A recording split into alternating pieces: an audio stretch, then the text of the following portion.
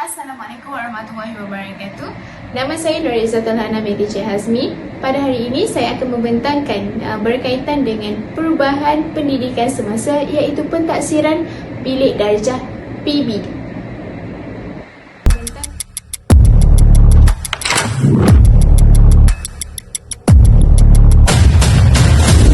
Sentiasa menambah baik kaedah pentaksiran bilik darjah PBD bagi memastikan pelaksanaannya berkesan. Menterinya Fadlina Siddiq berkata proses untuk memantapkan PBD sentiasa berjalan dari semasa ke semasa, termasuk mengadakan sesi libat urus bersama ibu bapa serta pihak berkepentingan lain. Baiklah, apakah itu PBD?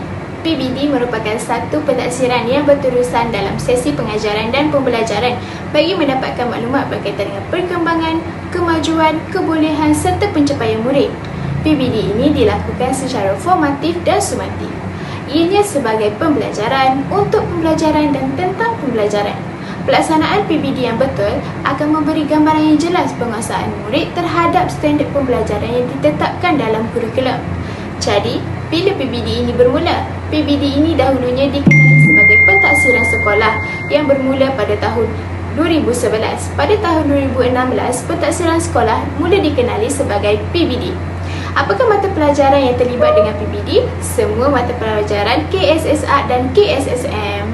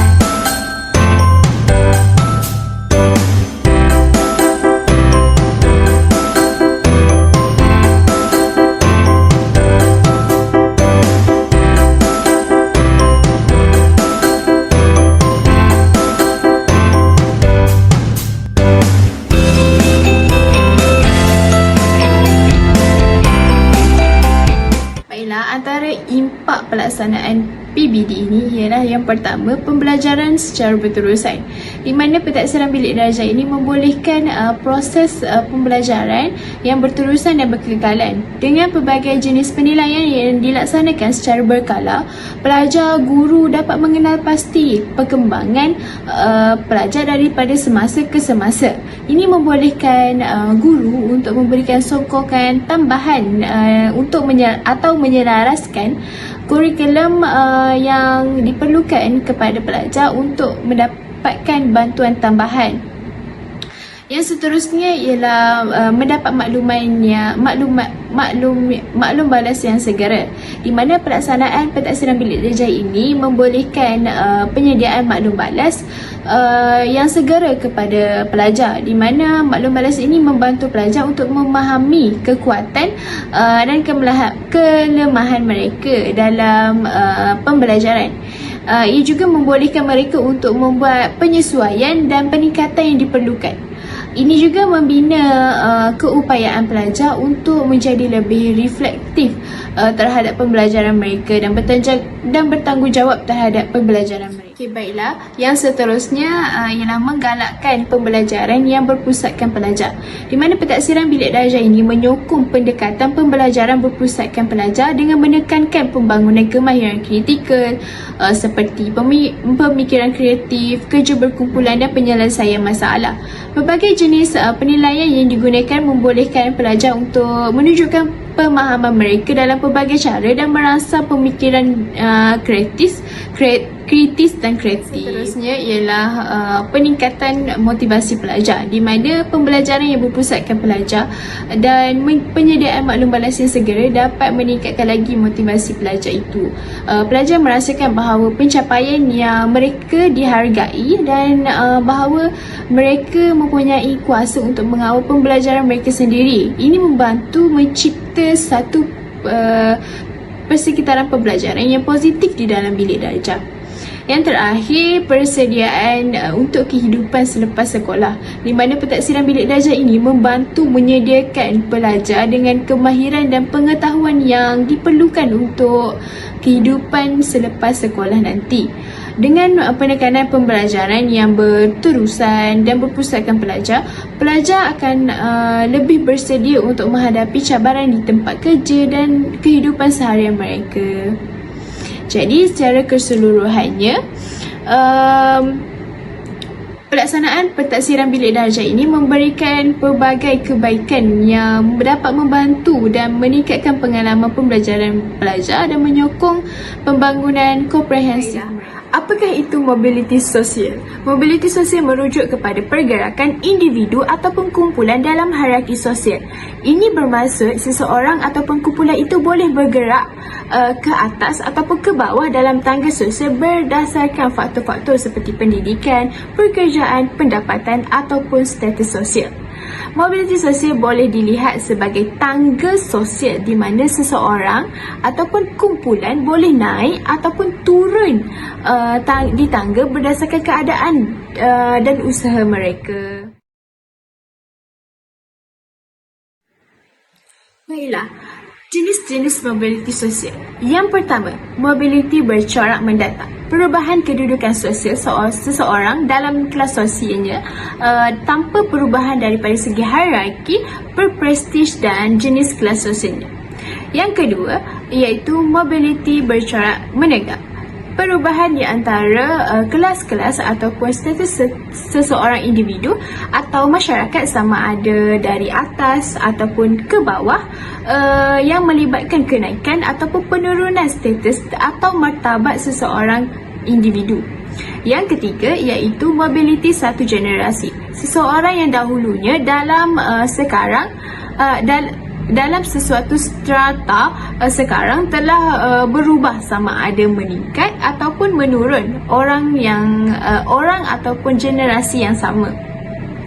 Yang keempat iaitu mobiliti antara generasi iaitu perubahan kedudukan generasi anak-anak berbeza dengan kedudukan ibu bapa sama ada ia boleh menurun ataupun menegak. Jadi, apakah kesan perubahan pendidikan semasa iaitu PBD dengan mobiliti sosial pelajar kali semasa hadapan? Yang pertama, kesan yang pertama ialah mengiktiraf pelbagai bakat dan minat murid. Dengan pendekatan pentaksiran yang lebih holistik ini, pelajar dapat mendapat peluang yang lebih besar untuk menunjukkan potensi diri mereka dan bakat mereka, terutama kepada pelajar daripada latar belakang yang kurang beruntung. Sebagai contoh, pelajar yang mungkin tidak terlalu baik dalam ujian bertulis tetapi memiliki bakat dalam bidang seni, muzik dan kemahiran lain boleh menunjukkan diri melalui pentaksiran berasaskan bilik darjah yang lebih menyeluruh. Di mana pentaksiran PBD ini dapat memberi peluang kepada murid untuk menunjukkan diri dalam bidang-bidang yang mereka minati.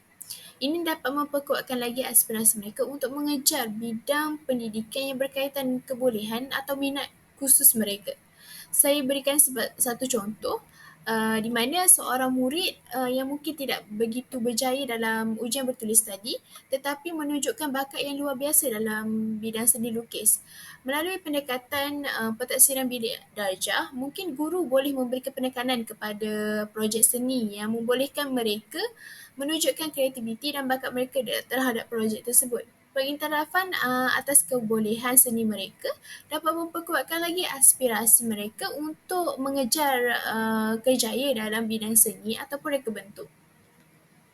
Di sini saya sertakan bukti berkaitan dengan mengiktiraf pelbagai bakat dan minat murid melalui PBD, di mana kemenjadian murid lebih dinamik menerusi PBS dan PBD.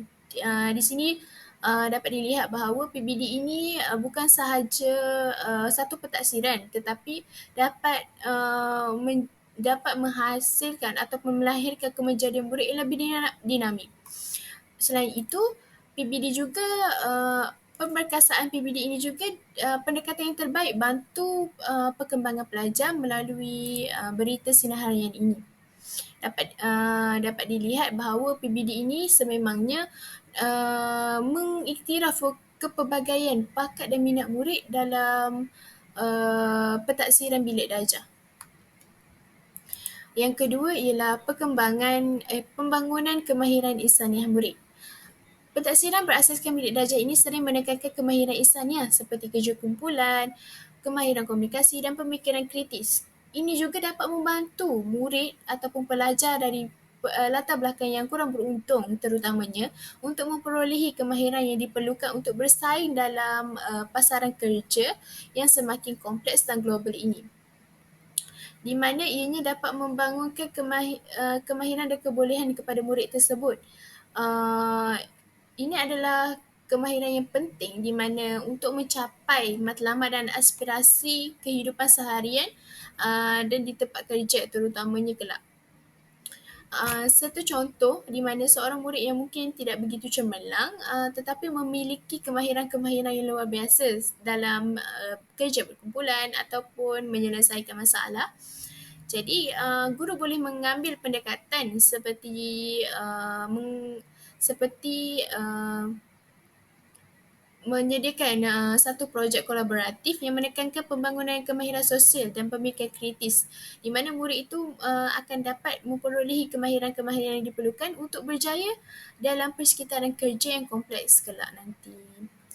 Jadi di sini juga saya sertakan satu bukti di mana pemansuhan UPSR tidaklah mengganggu proses serta pembangunan murid tersebut untuk berdaya saing di peringkat global kelak. Sebaliknya, PBD ini dapat memberikan pelbagai kemahiran-kemahiran insaniah kepada mereka walaupun mereka tidak mengambil ujian pencapaian sekolah rendah UPSR. Jadi, di sini juga saya sertakan data-data statistik siswa ZAH dan permintaan buruh kini di Malaysia. Ini juga berkaitan dengan bilangan pekerjaan berkemahiran tinggi yang wujud di Malaysia semakin menurun, di mana bilangan pekerjaan sektor-sektor pekerjaan yang berkemahiran tinggi itu semakin menurun pada tahun 2008 permulaan daripada 2018 sehingga 2021. Kesan yang ketiga iaitu pembangunan diri yang lebih holistik, di mana dengan penekanan yang lebih besar kepada pembangunan keseluruhan pelajar, termasuklah aspek akademik, emosi, sosial, pelajar mungkin lebih bersedia untuk menghadapi risiko dan mencuba pelbagai bidang pembelajaran yang baru. Ini dapat membantu meningkatkan keyakinan diri dan kebolehan pelajar itu untuk beradaptasi dengan persekitaran yang berubah dengan cepat dalam kalangan masyarakat. Ianya menyokong pembangunan serta matlamat dan objektif pendidikan, di mana dengan memberikan gambaran yang lebih holistik tentang pencapaian murid, pentaksiran bilik darjah ini dapat membantu murid dan pendidik mengenal pasti matlamat dan objektif pendidikan yang sesuai. Sebagai contoh, PBD ini dapat mengenal pasti di mana kelemahan dan serta kelebihan murid tersebut. Ini menyokong aspirasi murid untuk mencapai tahap pendidikan yang lebih tinggi atau memasuki bidang pekerjaan yang diidamkan nanti. Jadi, ia dapat membantu guru dan juga murid untuk menjayakan lagi proses pengajaran dan pembelajaran di dalam bilik darjah.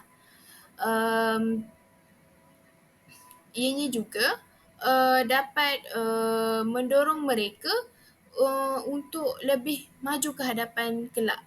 Sebagai contoh, seorang murid yang mungkin bercita-cita untuk menjadi jurutera tetapi mungkin menghadapi masalah dan cabaran dalam mata pelajaran matematik. Jadi, melalui pendekatan pentaksiran berasaskan bilik darjah ini, guru dapat menekankan aplikasi matematik dalam konteks yang lebih relevan dan bidang kejuruteraan kepada murid, pendarahan bidang tersebut kepada murid. Murid ini akan mendapat kesempatan untuk melihat hubungan antara matematik dan matlamat pendidikan mereka untuk mendorong mereka untuk terus berusaha dan meningkatkan pencapaian akademik mereka. Jadi di sini saya sertakan satu video yang Taksiran berkaitan bilik dengan darjah adalah jalan PBB. terbaik untuk pastikan proses menilai aspek intelek, emosi, rohani, jasmani dan sosial murid selaras falsafah pendidikan kebangsaan. Yang kedua, proses untuk mengukuhkan pentaksiran ini adalah proses ongoing. Sentiasa kita perbaiki, sentiasa kita rujuk kepada pakar-pakar, sentiasa kita pastikan guru-guru dilatih dan terlibat dengan latihan pengukuhan untuk memastikan juga mereka ini maknanya diangkat dari segi prestasi, kompetensi mereka untuk membuat pentaksiran dan terlibat urus dengan ibu bapa untuk memahamkan mereka bagaimana pentaksiran.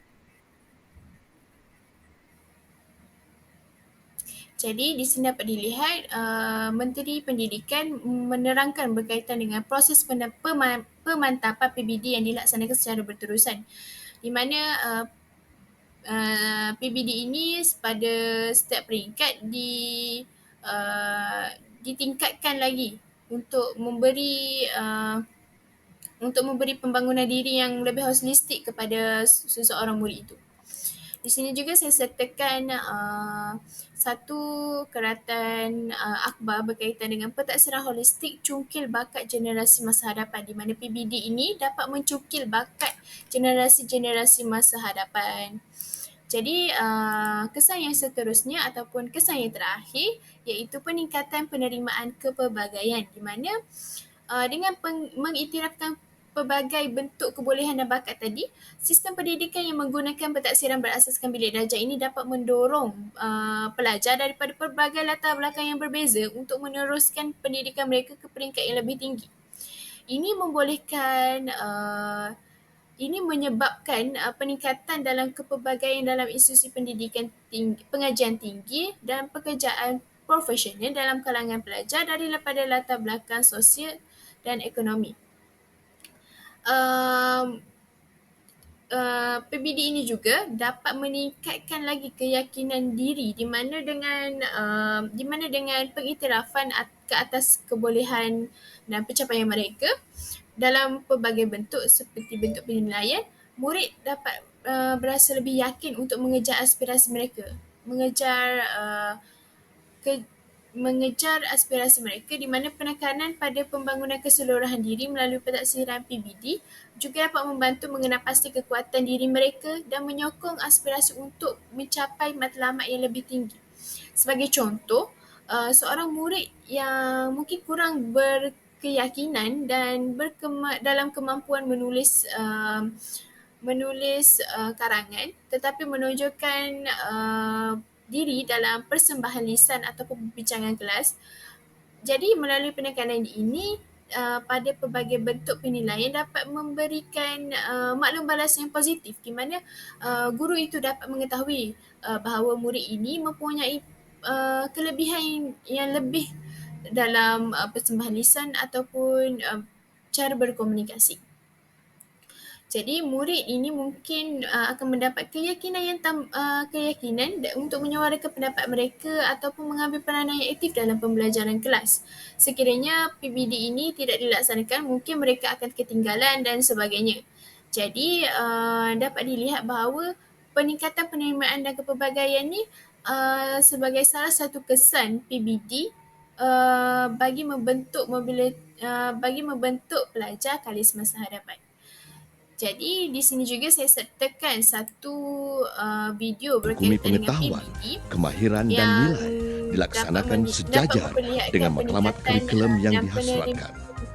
Pentaksiran Bilik Darjah PBD merupakan pentaksiran berterusan yang membolehkan guru mengumpul maklumat tentang perkembangan, kemajuan dan penguasaan murid terhadap standard kandungan dan standard pembelajaran yang dinyatakan dalam dokumen. Dapat dilihat terdapat banyak ciri utama PBD, iaitu seperti dirancang oleh guru, bersistem formatif, sumatif dan pelbagai kaedah Standard berasaskan kurikulum kriteria dan menekankan pentaksiran di perkembangan SKP setiap mata pelajaran. Istilah pentaksiran Bilik Darjah Dapat dilihat PBD juga telah mula digunakan pada pentaksiran Bilik penghujung Darjah ini tahun menekankan standard 2016. kandungan, standard Mulai pembelajaran dan standard prestasi. 2019, amalan peperiksaan pertengahan tahun dan akhir tahun yang setara bagi tahun 1, 2 dan 3 dimansuhkan. PBD merupakan proses yang berterusan dalam sesi PDP bagi mendapatkan maklumat tentang perkembangan, kemajuan, kebolehan dan penguasaan murid terhadap matlamat kurikulum yang dihasratkan. PBD menekankan perkembangan individu dan mengesan perkembangan pembelajaran secara menyeluruh daripada segi kognitif, afektif dan psikomotor. Perkembangan potensi, bakat, minat, kemahiran dan sahsia murid dapat diperhati, ditaksir dan diperkukuhkan. Menjadi hasrat KPM agar guru dapat melaksanakan PBD seiring dengan PDP di Bilik Darjah. PBD dilaksanakan melalui pentaksiran formatif dan sumatif. Pelaksanaan PBD bermula dengan perancangan PDP dan kaedah pentaksiran yang dibuat dengan meneliti dan memahami kandungan dalam DSKP. Guru melaksanakan pentaksiran secara berterusan dalam PDP sama ada menggunakan kaedah lisan, bertulis atau pemerhatian atau gabungan kaedah tersebut. Guru menentukan tahap penguasaan murid dengan merujuk kepada standard prestasi dalam DSKP selepas PDP. Instrumen pentaksiran boleh dipelbagaikan melalui penggunaan senarai sema, soal selidik, lembaran kerja, rekod berterusan, skala kadar, ujian lisan atau bertulis. Saya melakukan pentaksiran melalui pemerhatian semasa murid-murid saya sedang menjalankan aktiviti kumpulan. Di situ saya akan menilai dan mentafsir murid-murid saya melalui instrumen yang disediakan. Saya akan menilai sama ada murid saya mencapai atau tidak apa yang diajar pada hari tersebut. Seterusnya saya akan mencatat dan merekodkan apa yang saya buat pada hari tersebut. Pentaksiran rakan sebaya memberi peluang kepada murid untuk belajar dalam pasukan atau kumpulan. Mereka berkomunikasi antara satu sama lain dan melibatkan diri secara aktif dalam proses pembelajaran dengan bertanggungjawab. Murid berpeluang membuat pentaksiran yang sewajarnya terhadap rakan sebaya. Di samping itu, guru dapat mentaksir murid daripada segi kemahiran berkomunikasi dan sosialisasi semasa mereka berinteraksi sesama mereka. Pentaksiran kendiri berlaku apabila murid menilai kerja mereka sendiri bagi tujuan meningkatkan prestasi pada masa hadapan. Kaedah ini menggalakkan murid untuk lebih melibatkan diri dan bertanggungjawab dalam pembelajaran sendiri. Kaedah ini juga membantu murid menilai prestasi, kekuatan dan kekurangan diri sendiri secara refleksi. Perkembangan dalam pembelajaran murid perlu dikenal pasti supaya setiap murid dibimbing agar dapat mencapai sekurang-kurangnya pada tahap penguasaan 3. Perbincangan bukan hanya melibatkan guru dengan murid, tetapi juga dengan rakan sejawat tentang perkembangan dan kemajuan seseorang murid dalam pembelajaran. Perbincangan tentang kaedah PDP yang sesuai dapat meningkatkan tahap penguasaan murid. Perekodan boleh dibuat dalam bentuk membuat pernyataan, menanda dengan simbol, memberi markah atau tahap penguasaan. Hasil kerja murid boleh disimpan dalam bentuk lembaran kerja, kertas ujian atau buku latihan, sama ada dalam bentuk digital ataupun maujud. Tujuannya untuk menunjukkan perkembangan penguasaan murid kepada pihak yang berkepentingan. Penjaminan kualiti PBD adalah tanggungjawab pihak sekolah.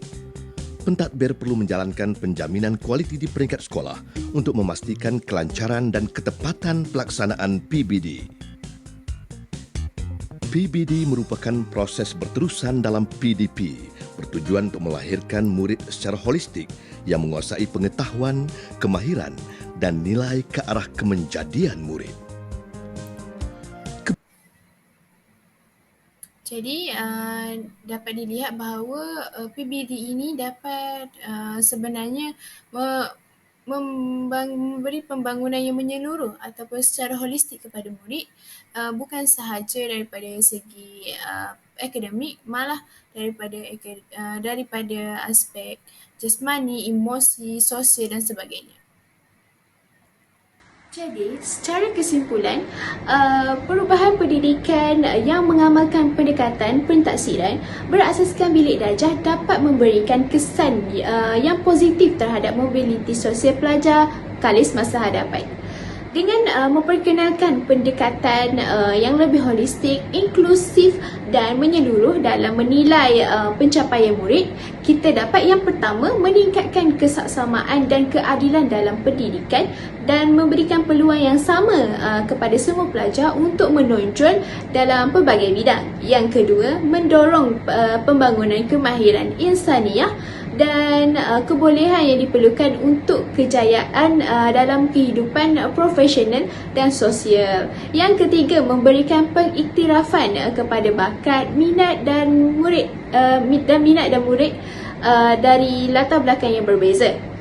Membuka pintu kepada peluang pendidikan dan kerjaya yang lebih luas. Yang keempat iaitu mencipta persekitaran pembelajaran yang lebih inklusif dan menyokong untuk memupuk aspirasi murid untuk mencapai matlamat pendidikan dan profesional mereka. Dengan mengintegrasikan pendidikan pentaksiran berasaskan bilik darjah PBD ke dalam sistem pendidikan, kita dapat membentuk masyarakat yang adil, inklusif dan berdaya maju di masa hadapan.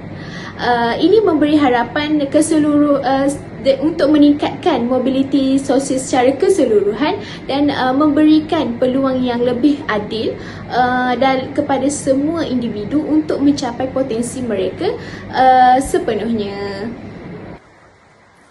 Jadi itu sahaja penerangan saya berkaitan dengan perubahan pendidikan semasa, iaitu pentaksiran berasaskan bilik darjah.